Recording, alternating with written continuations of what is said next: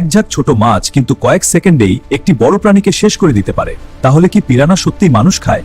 দক্ষিণ আমেরিকার নদীগুলোতে, বিশেষ করে অ্যামাজন রিভারে, একটি মাছের নাম শুনলেই ভয় লাগে। পিরানা হলো এক ধরনের মাংসাশী মাছ। এদের দাঁত রেজারের মতো ধারালো, তবে সব পিরানা খুবই শক্তিশালী। পিরানা সাধারণত দলবদ্ধভাবে চলে।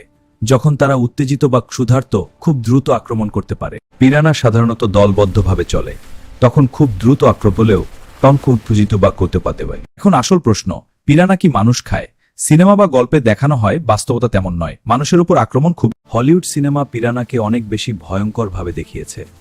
বাস্তবে তারা এতটা মানুষ খেকোর নয়। পিরানা প্রকৃতির জন্য গুরুত্বপূর্ণ। তারা নদীর পরিবেশ পরিষ্কার রাখার জন্য মৃত প্রাণী খেয়ে। যদি কখনো পিরানার এলাকায় যান, একা পানিতে নামবেন না। রক্তাক্ত অবস্থান, খুব বেশি নড়া করবেন না। তাহলে পিরানা কি সত্যিই মানুষ খায়?